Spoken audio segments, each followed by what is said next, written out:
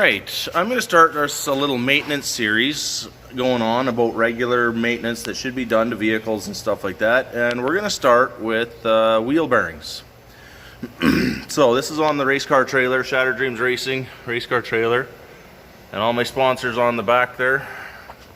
I've had this trailer for a couple of years now, and it's time to do the brakes and bearings and everything on it. So I'm going to figure I'd walk you guys through on what we're going to do. Step one is really knowing how much this trailer weighs so that we can jack it and support it safely. So the trailer weighs just over 4,000 pounds all total. Got a jack rated for 3 tons, so 6,000 pounds, way more than enough, and jacks rated for 2 tons each. So we got way more than enough stuff here. Jack stands. All right, what we're gonna do is jack it up. We're gonna go in between the tires, jack on the frame because it's the most solid part of everything. Get them tires just off the ground. They're the easiest to work with then. Just off the ground. Slide and install your jack stands. Again, under the frame is the safest place. You can do under suspension points sometimes. Make sure they're not going to move around. There we go. And then we let the jack down on the stands. This side is safe and secure. And then we're going to start removing all the wheel nuts. These are 21 mil or 13/16. Rip the both wheels off and we'll show you the next steps. Alright, both wheels are off. I had this one off already to pull the seal out so I could match bearings and seals and all that kind of stuff up. Got the numbers and went and got brand new ones. So I will show you this one because I haven't had it apart yet. My favorite tool for doing bearings is a good set of slip lock pliers like this, water pump pliers.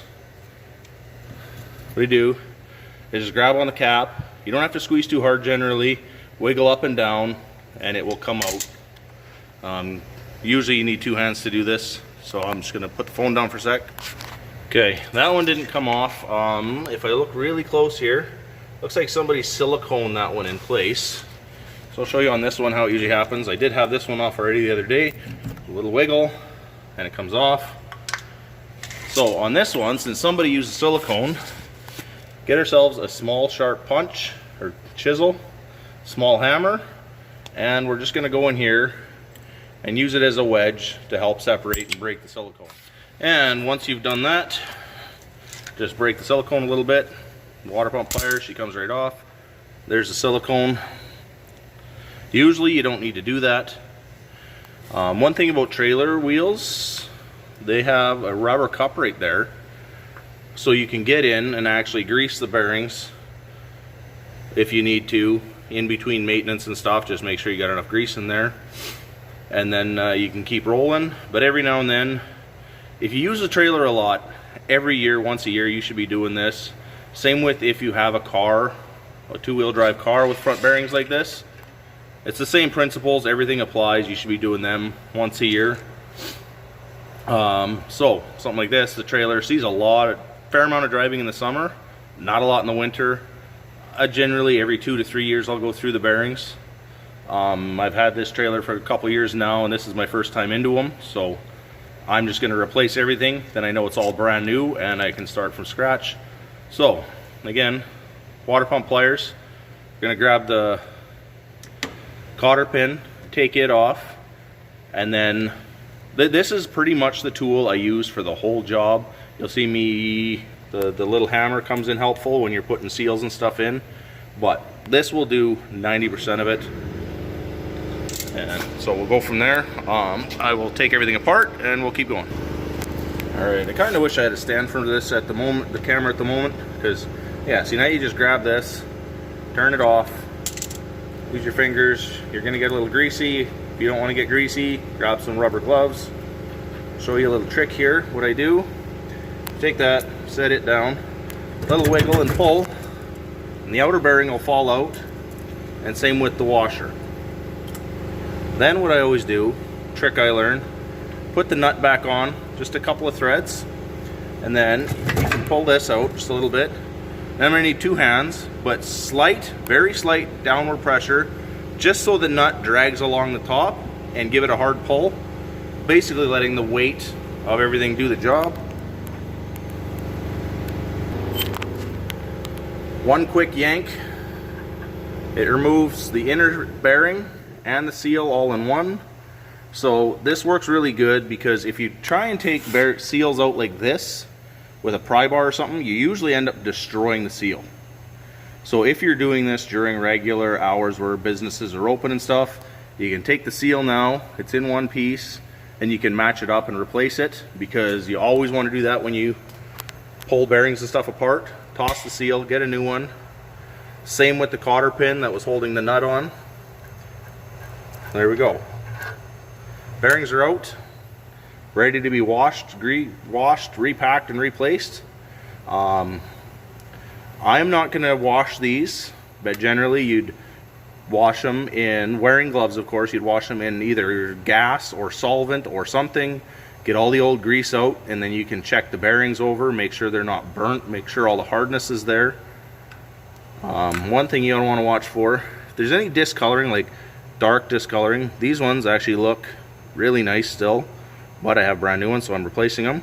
If you have a dull spot anywhere on here, the hardening's gone. Or if you have like dark blue marks or something from them being hot, throw them away, get new ones. They're not expensive. If they're good, you can reuse them. I'm not. I went and bought brand new everything. So, still gonna have to wash up that. The nut, the washer, the cotter pin goes in the throwaway pile. The cap will have to be washed, and so will the spindle. So if you're repacking your bearings as well, make sure you wash inside here really well, get all the old grease and everything out. And then you would, if you're replacing the bearings, you would pound these races out, bearing races, that's what they ride on, nice little hard pieces. And I'll show you how to do that. I'll wash this up quickly and show you how to do that, even though I'm replacing everything, but it's good to know. Alright, so if you look down in here, I have a punch that I use for this. I made it out of an old tie rod. Comes in really handy because it's nice and long. But if you look down in there, there's a little lip right there, right on the edge of the bearing race. So what I do is I hold this at a sharp angle, like that, and I hit it with a hammer, and then I will swap sides and hit it again, and you're going to walk that race out. So again, if I had a tripod or a stand or something, I could set this up and you could watch me do it, but I don't. So I'm just going to give her a few smacks and pop that out. Okay, a few whacks. We got it out. Make sure you didn't damage where it sits again. You can't push these in too far because it's got that nice little lip right there you can see. It'll seat against it. So if you're replacing these and you have a brand new one that you're going to put in there, I'm replacing the whole drum, but this is just to show you guys. What you can do now is either get yourself a brass punch or a seal and bearing installer. I don't have any brass punches, but I do have a seal bearing installer. It's made out of aluminum, nice and light, soft. Match one up, and then try and drive it in nice and square all the way down until it hits that lip at the bottom, right here. This you want seated right tight against that. So it'll change once it hits that. You'll have a solid sound. The noise will change drastically. Sounds really solid, and then you know you have it seated. So, this is the seal and bearing installer.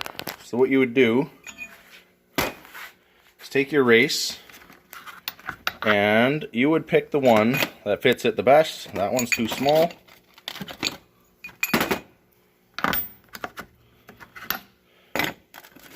That one's still too small. There we go. Fits nice over the lip. Has this lip here, and concave just fits nicely on there. So then you would put this in there with the handle and you would drive it in nice, square, and flat till you hear that solid thunk. And then that would be it. And everything's clean. If you get everything cleaned up and ready to put back together. So I'm going to switch my parts over to the new ones and we'll continue. Alright, so here's one of my new drums. So when you get all new pieces like this, you always want to compare them to your old ones and make sure the bearings are going to fit, the seals are going to fit. Looks good. Make sure everything's the same about them. I did the comparing, you know, the brake diameter from here to here is the same, all that. Make sure it's going to work before you start greasing everything up and putting it all in. Alright, so now when you get stuff like this, especially all this Bear Machine stuff, it's all been coated with anti-rust stuff. And so that way when they're shipping it around, all that kind of stuff, it's not going to rust. Anybody that's had their fingers on it, it's not going to, the greases on your hands aren't going to rust. Same with the seals and everything, or the bearing races and everything. So what you want to do is grab a rag and some brake cleaning. You want to clean all that stuff off. For now, I'm just going to do the inside where the bearings and everything are going to go. Once I have all that and I'm ready to go back on the trailer, then I'll do the magnet surface here and the brake surface. So what I mean by magnet surface is bearing brakes are electromagnetic. So when you press on the brakes in the truck, it activates this magnet, puts electricity through it. That's when it becomes magnetized, and then that's when it drags across that other piece on the drum, drags across here, and the friction from that then spreads your brake shoes out and applies your brakes. That's how trailer brakes work. So I'm going to clean those two pieces up later. The main important pieces right now are where the bearings and everything, seals are going to go. So we're going to clean that up quickly. And then I'll show you how to pack the bearings and everything full of grease, because you do not want to put them in dry. You won't make it very far, a couple kilometers, everything will be destroyed. So let's do that. So a little bit of brake clean on a rag, quick wipe. You see all the stuff that comes off of there, all the dust, dirt, and debris from manufacturing, and all the anti-rust things, coating. Okay, now I'm going to show you how to pack bearings. I have a special tool that I pack bearings with that we use our house grease and stuff on. I have my own special grease that I like to use. It's a little bit better. So I'll show you how to do this the old-fashioned way using just a bearing and your palm. So hold on. Alright, so I rested the phone up on the vise on a bunch of stuff so that I can show you this. So you got the bearing and you got a glob of grease in your hand. So what you want to do is pretty much go straight down on the grease, and then just before you hit your palm you want to swipe it. And you do it in the same spot over and over, and it will slowly pack the grease through until you see it start coming out the back. Then you clean the grease out of the center of it, put that back in your palm, and you just go around and around the bearing until you have the whole thing packed full of grease. Okay, and once you've got it done all the way around, you've got little things that have poked out all the way around, then what I like to do is just smear the outside in a little bit of grease. And that one is ready to go. Very messy, so you can see I got my gloves. Now I'm going to set this one on a rag and do the small one. The inner one's always a bigger bearing. The outer one's always a smaller bearing. So I'm going to grab the smaller bearing, the outer one, do it next. And then we're going to install these, and I'll show you that trick. And then, okay, so now what I've done is I've taken my grease gun and I have put it in here and gone around the top of the race 3 times while I'm pumping grease. Some people will just have a bucket of grease and they'll grab just a big blob and throw it in there and expect gravity to do all the work. I like this because now when I set my bearing in there, it's in all the grease. Everything's connected, attached. It pushed all the excess grease down. You always want a little bit of extra grease in there. And that's how I like to do it. Everybody's got their own ways. So now what we're going to do is put the seal in here. And what I always do is I just grab a small hammer and I just tap around slowly and get it to sit in there nice and flush. If you haven't been doing this for a lot of years, your seal and bearing driver, race driver, grab it, use one of the big ones, and just put it on backwards so it's just a big flat spot, and tap it down nice and square. Just want to be flush with this piece here. And then what we're going to do is grab some grease and wipe it around the inside of the seal here, because you don't want it going on dry either. It'll just wreck the seal. Do that on the other side, and then we can assemble this one and be done one corner. Alright, so like I said, just tap it flush with there. If you happen to goof up and bend or dent the seal in any way, take it out, throw it away. Don't try and straighten it out, because you will never get it straight enough. Then just grab a little bit of grease from the inside and rub it around on the seal. You don't need a lot, just enough so that it's got a tiny little film on it. That side's done. We're going to flip it over, do the same thing with this one. Just run the grease around 3 times again. Put that bearing in, then we're ready to go assemble everything on the trailer. Okay, so I've replaced all the brakes and everything now, the whole backing plate and everything. Cleaned the spindle up. So now we're going to put this whole big assembly onto there. I just have to clean the inside, like I said, with brake clean. So I'm going to put this side down on a piece of paper towel, clean it with brake clean and paper towel real quick. And doing these jobs, you will go through a fair amount of paper towel, just warning you. If you think you're going through a lot, it happens to everybody. So what we're going to do is we're probably going to slide this on and off a few times as we adjust up the brakes. So what we want is, just when you spin it, you want to be able to hear just a slight drag, or feel just a very, very slight drag on between the brakes and the drum. So when you got just a slight drag, then you know you're good, and it'll wear in and adjust from there. You don't want to start off really, really loose and having no brakes. You don't want it over tight, because then it'll just keep over tightening and wear and cook everything. So it's a bit of a fine line, just a very slight drag on the brakes. Alright, so I'm going to adjust that up real quick. Alright, so now got everything together. So what we're going to do is, again, I use my channel locks for everything on these. Some people might not like that and they'll want to use the proper socket and everything. What I do is I tighten that up as much as I can. Give this a few spins. Everything's seated now. Back it off all the way, and then we'll go just till it's nice and snug, right?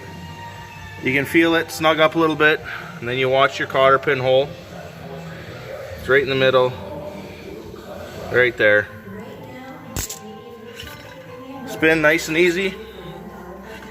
You want just a tiny bit of preload on these bearings. Taper roller bearings, you always want a tiny bit of preload. You don't want them loose so they got play. They'll create extra heat that way. You don't want them over tight. Fine line, it's kind of a feel thing. Sometimes there's a torque spec as to how much preload on this, but I always tighten them about as hard as I can, spin them so everything's seated, back it off, and then tighten it just so you start feeling resistance again. Line up the cotter pin hole, and then you're good to go. So cotter pin on this one is kind of weird. It's a crooked one. Always put a new cotter pin in, doesn't matter. So there you go. That's how you do the bearings and everything. Put a new cotter pin in, tap the dust cap on with your hammer. I cleaned it up so we can paint it, and that's pretty much how you do it. So if you guys have any questions or comments, let me know. See if you would do anything differently, or if you learned something, give me a thumbs up. Appreciate it. Like, subscribe, follow, all that kind of fun stuff. Thanks for watching. Talk to you guys later.